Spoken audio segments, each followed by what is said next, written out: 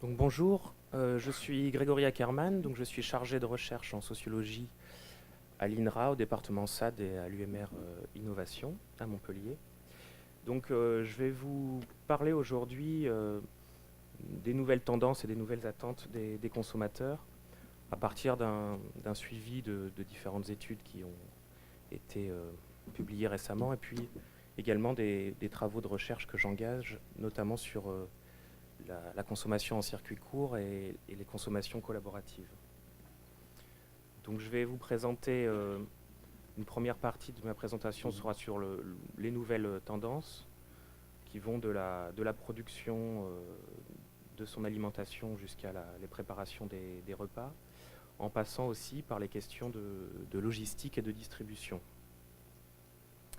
Ensuite, dans une deuxième partie, je ferai quelques zooms sur, d'une part, sur les collaborations entre les consommateurs, notamment au travers de l'outil numérique, et dans un point également sur les consommateurs en circuit court. Et également un point sur les supermarchés coopératifs qui se sont développés récemment en France. Donc on assiste actuellement à un foisonnement de nouvelles attentes. En termes de production, on en a déjà parlé. On a plusieurs formes de potagers qui sont plutôt des formes de production collective, mais aussi le développement d'outils permettant de cultiver soi-même, notamment avec des outils hydroponiques. On a également le développement de kits, par exemple, je ne sais pas si vous avez vu les kits à champignons, où on peut avoir des kits à bière, et puis des formes collectives là aussi, qui peuvent être des poulaillers de bas d'immeuble, par exemple, ou des poulaillers collectifs. On a également des choses qui se développent en termes de conception, avec par exemple la marque du consommateur, c'est qui le patron, dans lequel en fait on permet au consommateur, au futur consommateur, de concevoir son produit et de lui donner des qualités en termes de structure de produits qui rentrent dans la conception de l'aliment. On a également, on vient de l'évoquer, des choses qui se passent en termes d'acheminement. Alors il y a effectivement tout le monde des coursiers qui est en train de se multiplier, mais également l'arrivée de Chronopost Food depuis l'été 2016, avec 75 chambres froides partout en France et la possibilité de livraison du lundi au samedi dans toutes les grandes villes de France, avec des partenariats, avec des plateformes de marché sur Internet qui permettent à des producteurs de livrer directement leurs produits frais, surgelés ou secs, directement aux consommateurs. Et puis d'autres systèmes qui sont plus collaboratifs, par exemple avec des structures, des plateformes numériques qui proposent des systèmes de covoiturage de produits alimentaires qui sont pris en charge directement par des consommateurs.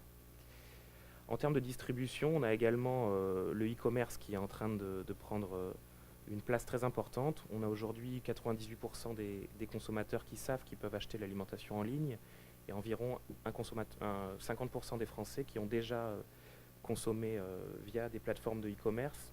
Alors avec une place qui est très importante sur le drive, donc liée à la grande distribution, mais également certaines formes d'achat groupé, avec par exemple les ruches qui disent oui, ou des systèmes aussi de vente privée, ou de places de marché qui comme je l'ai dit, mettent en lien des producteurs avec des consommateurs et au travers de logistiques de distribution.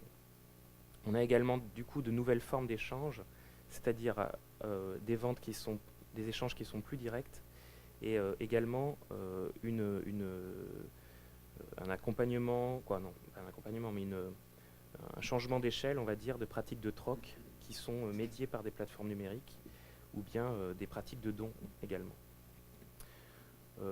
On a également des nouvelles formes de conditionnement, des nouvelles formes de préparation.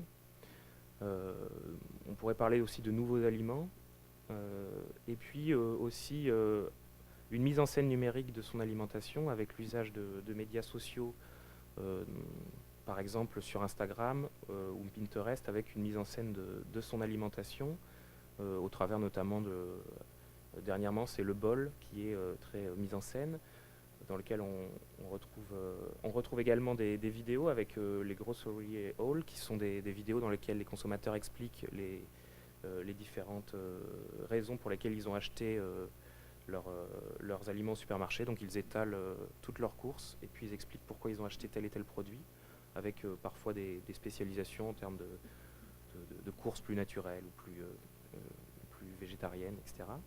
Et puis un certain nombre de blogs aussi ou de comptes ou de groupes Facebook par exemple qui accompagnent des tendances de consommation, notamment autour du vrac, on va en parler après, mais aussi en termes de consommation végétarienne ou d'autres formes de consommation. Alors on a des nouvelles tendances et des nouvelles attentes. Je pense qu'il ne faut pas penser qu'on a des tendances qui répondent à des attentes, mais il me semble qu'il faut penser ça sous une forme plus interactionniste en disant que on a des attentes qui se construisent aussi dans des espaces de distribution, et puis on a également un marché qui cherche à répondre à ces attentes. Mais les deux se co-construisent et on n'est pas forcément dans une forme de tendance qui sont seulement des réponses à des attentes des consommateurs. On l'a déjà évoqué, mais je pense qu'on peut identifier au moins 5 grandes attentes. Alors on a des attentes autour du faire soi-même. On a également, donc notamment avec la cuisine et puis donc la production. On a aussi, donc se faire soi-même, c'est aussi une tendance à l'individualisation, la singularisation des régimes. C'est aussi la question oui, des attentes plus individuelles et de reconnaissance identitaire d'un individu au sein d'un groupe. On a également une tendance au faire ensemble, donc là qui est plutôt dans des attentes de lien social. Et ce faire ensemble, ce sont aussi faire ensemble dans une volonté de désintermédiation, c'est-à-dire faire ensemble pour éviter de passer par exemple par la grande distribution, ou donc pour raccourcir les circuits. Dans le faire ensemble, c'est aussi cuisiner pour les autres, cuisiner pour ses voisins ou pour les gens de son quartier. C'est aussi faire directement entre les particuliers, par exemple avec des systèmes de vente de produits entre particuliers. On a évidemment la place du numérique qui est extrêmement important. On a également une tendance au plus court, je l'ai déjà dit, et au plus local. On a des études qui montrent que 80% des Français pensent acheter à l'avenir le plus possible directement auprès de producteurs. On a également une tendance évidente au plus naturel, plus brut, plus vrac, qui est aussi une conséquence de différentes crises alimentaires et d'inquiétudes, comme l'a évoqué Catherine tout à l'heure. On a par exemple 82% des Français qui déclarent faire plus attention à la qualité de leur alimentation par rapport à il y a 5 ans. Donc au niveau du collaboratif numérique, on a différents types de propositions. Donc j'ai évoqué déjà des systèmes de trajets collaboratifs au travers desquels on propose aux consommateurs d'aller chercher eux-mêmes des produits chez des producteurs et de les ramener à d'autres consommateurs de son quartier. On a des systèmes de cuisine collaborative dans lesquels des particuliers proposent de faire à manger directement chez eux, de faire de la restauration à domicile, notamment pour des touristes, mais ça peut être aussi sous forme de préparation de repas pour juste des consommateurs, des citoyens du quartier. On a également la tendance autour du gaspillage alimentaire avec des systèmes de revente de restes de repas, de parts de repas, qui sont aussi parfois médiés via des systèmes de frigo partagés, par exemple. On a également, j'en ai parlé, donc des plateformes de troc alimentaire. On a par exemple un site qui est assez ancien et qui fonctionne, qui continue à fonctionner avec 2 à 3 publications par semaine de gens qui proposent des trocs de produits alimentaires. Ou des sites qui sont plus mixtes entre le troc, la vente et le don, et qui sont là. Ce site-là, lepodiron.fr par exemple, est aussi bien utilisé par des particuliers que par des professionnels. Mais on a également un site que vous connaissez tous, qui est Le Bon Coin, qui devient finalement un des acteurs les plus importants en termes d'échanges entre particuliers de produits alimentaires, puisque on a des citoyens qui s'emparent finalement de ce site-là, qui n'a aucune catégorie alimentation, mais qui a des catégories par exemple comme vin et gastronomie ou comme jardinage. Et on a à l'intérieur de ce site, alors pour le moment j'ai collecté les annonces, mais on a par exemple environ 8000 annonces de vente d'aliments sur seulement la catégorie vin et gastronomie, sachant qu'il faut rajouter 15 000 annonces qui concernent du vin ou des boissons alcoolisées comme le cidre, et qui montrent que les échanges entre particuliers ou entre professionnels particuliers au travers du Bon Coin peuvent être très, très importants. J'ai récemment eu une discussion avec un maraîcher qui me disait qu'un de ses collègues vendait toute sa production de pommes de terre au travers du Bon Coin. Alors maintenant, je voulais faire, je ne sais pas du tout le temps si je suis à peu près dans le timing. 3 minutes. Ah oui. Oui. Alors je voulais parler un peu des supermarchés coopératifs parce que c'est selon moi un fédérateur de tendance. On a maintenant à l'intérieur de ces supermarchés finalement la possibilité de faire ensemble, mais aussi de consommer des produits spécifiques qualifiés tels que des produits en vrac, bio, et également trouver une offre qui est finalement équivalente à celle de la grande distribution, avec la possibilité du coup de capter tous les consommateurs, et y compris des consommateurs plus ordinaires entre guillemets. Alors on a différents types de structures du coup, comme il me reste 3 minutes, je ne vais pas vous en parler. Je me rends compte maintenant que ma carte était dynamique et qu'elle ne fonctionne pas, donc je vais pouvoir juste vous expliquer que c'est à peu près né en 2008, c'est-à-dire bien avant la Louve. On entend parler de la Louve depuis un certain nombre de mois, mais bien avant la Louve, il y a déjà des structures qui naissent au travers notamment de prolongements d'AMAP ou avec notamment les gaz en Bretagne, c'est-à-dire groupement d'achat services épicerie. Ensuite, donc on a des épiceries collaboratives qui naissent plutôt dans le monde rural, qui cherchent à préserver des activités de distribution dans des villages. Et puis ensuite, on a l'arrivée plus récente, effectivement, du modèle de la Louve qui est issu d'un modèle américain, avec là une ambition plutôt d'investir les villes avec une montée en masse pour atteindre des niveaux autour de 10 000 collaborateurs. Il y a actuellement une centaine de projets en cours ou en création, et on aura du coup en 2019 à peu près toutes les villes de plus de 100 000 habitants qui seront couvertes. Je la mettrai en ligne pour que ça soit plus lisible. Pour ce qui est des consommateurs en circuit court, on a une augmentation qui est très nette du nombre de consommateurs qui consommeraient en circuit court, avec une étude, la CODIA, qui montre que 42% des personnes ont déjà consommé dans les 12 derniers mois, au cours du dernier mois. On a des études au niveau de la région Rhône-Alpes qui montrent qu'on passe de 20% de consommateurs hebdomadaires à 40% en 2017. Et enfin, pour conclure, on a donc une émergence de la figure du prosumer, qui est un consommateur qui devient producteur. Un certain nombre d'initiatives brouillent les lignes entre la production et la consommation. Et on a donc un prosumer qui porte individuellement et collectivement de nouvelles valeurs, de nouvelles pratiques et de nouvelles normes de consommation. Je voulais finir juste sur les enjeux, des enjeux en termes de santé publique, quel impact aussi sur les régimes alimentaires, quel changement de pratique, quel impact aussi des changements de pratique des changements de pratiques alimentaires sur d'autres types de pratiques chez les consommateurs, et puis quel impact aussi sur les pratiques agricoles. Et je vais m'arrêter là. Bonjour, je suis Benjamin Alès, je suis chercheur INRA, épidémiologiste dans la nutrition.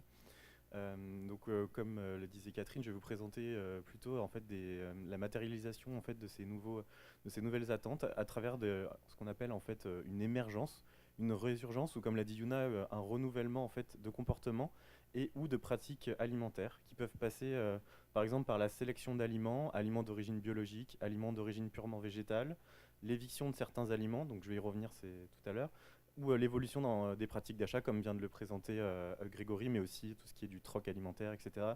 Et vraiment une émergence, un renouvellement d'échanges de produits alimentaires. Donc ces pratiques, elles ont un lien avec la santé. Par exemple, on étudie aujourd'hui le lien sur la santé à long terme d'un changement de comportement à l'échelle d'un individu et des populations. Mais aussi les individus sont de plus en plus concernés par leur santé, et en fait ça peut même devenir un levier, une motivation pour se tourner vers un nouveau comportement alimentaire. Donc aujourd'hui, je vais vous présenter assez brièvement deux exemples qui sont en fait deux objets d'études basés sur la cohorte Nutrinet Santé. Donc tout d'abord tout ce qui est autour des végétarismes, mais aussi des régimes sans, ou qu'on appelle encore les alimentations particulières, ou aussi les régimes d'exclusion. Pour introduire un peu les exemples, je vais tout d'abord vous parler de la cohorte pour que vous compreniez d'où proviennent les résultats que je vais vous présenter.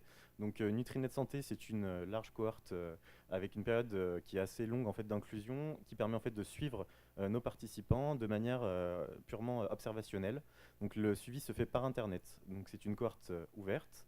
Aujourd'hui, on a plus de 150 000 volontaires qui ont été inclus, donc ce sont des adultes. On a donc une série de questionnaires qui ont été développés sur Internet, qui sont bien sûr, on essaie de les rendre le plus simple possible, le plus rapide possible, confidentiels. Toutes les réponses sont bien sûr confidentielles et nos données sont sécurisées sur des serveurs. Donc on est basé à Bobigny. Donc on a aussi toute une gamme d'échantillons biologiques et certains participants ont accepté également de suivre des examens cliniques. Donc ça c'est des sous-échantillons que je ne vous présenterai pas aujourd'hui. Et il faut savoir que l'étude se comporte d'un questionnaire de base et aussi de questionnaires spécifiques en fonction des différents projets de recherche qu'on mène. Donc on est capable de développer de nouveaux questionnaires en fonction des projets qui sont amenés à être étudiés. Donc pour un de nos projets en fait portait par exemple sur les motivations d'achat. Donc on demandait en fait aux individus quelles étaient pour eux des dimensions les plus importantes, et en fait pour ce questionnaire, ce projet pardon, on a développé un nouveau questionnaire qui se concentrait sur les dimensions liées à la durabilité. Donc on a repris la définition de la FAO que je vais vous représenter tout à l'heure. Et en fait, ce qu'on a observé très brièvement dans cette étude, c'est qu'il y avait des motivations en fait, qui ressortaient particulièrement comme le goût, la santé, le prix, le côté pratique d'un aliment et son caractère innovant. Ces motivations ont été largement rapportées précédemment dans d'autres études sur tout ce qui est motivation d'achat des consommateurs.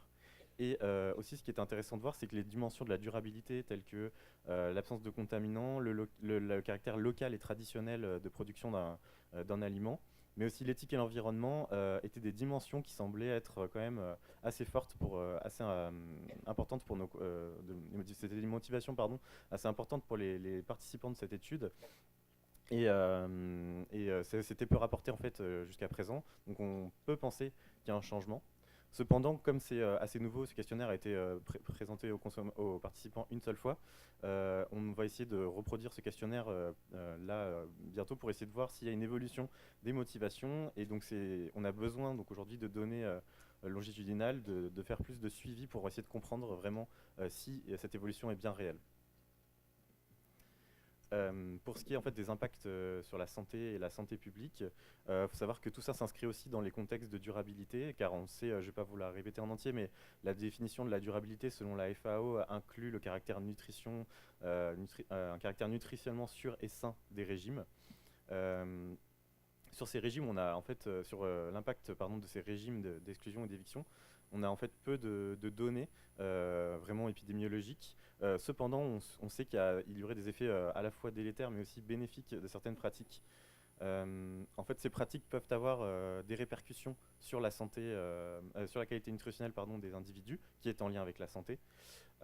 Pour ce qui est très brièvement des effets délétères, on peut parler par exemple du végétalisme, donc l'exclusion totale de produits animaux, qui peut générer des carences en vitamine B12 si la personne ne prend pas par exemple de compléments alimentaires. Mais aussi, on a des études qui ont montré qu'un régime sans lactose pouvait entraîner un déficit d'apport en calcium, qui pouvait aussi entraîner des problèmes d'hypertension. Pour ce qui est à l'inverse des effets bénéfiques, le végétarisme, le régime qui permet encore l'inclusion de certains produits animaux, contrairement au végétalisme où là les résultats sont très hétérogènes, les végétarismes et ses formes pourraient entraîner une diminution du risque de cancer, mais aussi de maladies cardiovasculaires. Et pour le régime sans lactose, il pourrait aussi y avoir quand même certains effets bénéfiques, notamment sur le risque de diabète. Donc c'est des résultats qui sont encore très hétérogènes et on a encore besoin de beaucoup de données pour confirmer tout ceci. Donc Donc maintenant, je vais vous présenter un premier exemple de comportement d'exclusion, donc qui sont les végétarismes. Donc en fait, on distingue trois grands types de végétarisme. Donc il y a les individus qui choisissent de consommer encore du poisson et des produits de la mer. Ensuite, il y a les végétariens qui, eux, vont exclure les produits de la mer. Donc il y a différentes formes qui existent en fonction de si on inclut ou non les produits laitiers. Et après, vers le plus extrême, il y a donc les véganes et les végétaliens. Donc une distinction est faite surtout dans le contexte français entre végétaliens donc, qui ne revendiquent pas forcément des motivations politiques ou des motivations très poussées sur d'autres produits que les produits animaux, alors que les véganes, un courant déjà très présent dans les sociétés anglo-saxonnes qui est en train de vraiment se développer en France, eux par exemple ont beaucoup plus de revendications sur politique, sur l'éthique et du coup vont exclure aussi les sous-produits animaux non alimentaires, tels que le cuir, la laine, etc. Donc, dans l'étude Nutrinet Santé, on a la chance d'avoir dans notre cohorte des participants végétariens et véganes. Donc on a notamment mené une étude des caractéristiques sociodémographiques des gens qui s'autodéclaraient végétariens ou véganes. Et pour ce qui est des végétariens, on a retrouvé des résultats assez similaires à ce qui était précédemment décrit dans la littérature, à savoir que c'était plus souvent des femmes, des individus de moins de 50 ans, qui avaient une corpulence plutôt normale, entre guillemets, selon l'IMC, ou maigre, un niveau d'études supérieur. Les catégories socioprofessionnelles c'était plutôt des artisans, des commerçants, voilà. C'était des personnes avec des revenus moyens à faibles, donc là c'était une petite distinction par rapport à la littérature où d'habitude on observe plutôt dans les autres études que c'était des personnes avec des revenus plus élevés. Donc là c'était des gens en région parisienne et seuls sans enfants. Et pour ce qui est des véganes, là les points un peu marquants par rapport aux précédentes études, c'est qu'on voyait que les hommes semblaient aussi se tourner vers ces pratiques-là par rapport à d'autres échantillons, notamment en Europe du Nord. Et c'était des individus quand même très jeunes. Et aussi, on voyait que c'était des catégories socioprofessionnelles pas forcément très élevées, contrairement aussi à la plupart des études. Mais il y a aussi, maintenant, les études les plus récentes tendent à démontrer qu'il y a une évolution des profils sociodémographiques, surtout des véganes, mais aussi des végétariens. Maintenant, par rapport du coup, aux consommations alimentaires de ces catégories véganes, végétaliens, en fait, on voit qu'en fait, il y a l'émergence de nouveaux produits, entre guillemets, un renouveau technologique qui entraîne en fait qui est entraîné notamment par une demande croissante. Par exemple, on voit ici pour les produits comme les boissons végétales qui sont clairement très consommées par les végétariens et les véganes, les végétariens pardon et les véganes. Également pour les galettes et steaks de légumes, protéines de soja texturées. Ici, on voit que ces produits sont très faiblement consommés, bien sûr, par les personnes dites omnivores. Donc il y a aussi une évolution des consommations qui semble être présente ici. Pour ce qui est des formes de végétarisme, on voit qu'en France, on a une très forte, dans notre échantillon français de Nutrinet, on a une forte dominance des pecto-végétariens, donc les gens qui incluent encore le poisson. C'est pas forcément le cas dans d'autres pays européens.